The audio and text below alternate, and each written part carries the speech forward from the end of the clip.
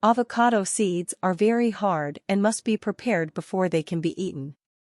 First, they need to be dried out in the oven at a high temperature for a few hours.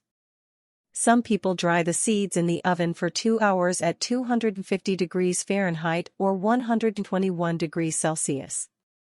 Once the seed is dehydrated, it can be chopped and placed in a blender or food processor until it forms a powder.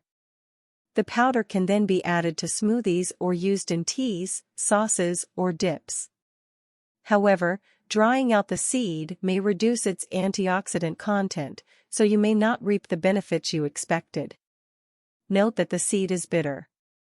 If you are going to add it to your smoothie, make sure to balance it with some sweetness by including fruit, such as a banana or some strawberries. Importantly, there is no evidence to show that avocado seed is safe to eat.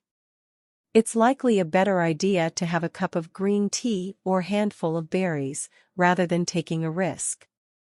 If you do decide to try avocado seed, it might be best to only eat it occasionally to reduce the likelihood of harmful side effects.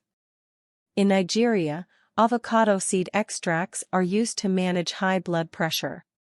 Avocado seed flour has been shown to reduce total cholesterol and LDL or bad cholesterol in mice. It may reduce blood sugar levels in diabetic rats.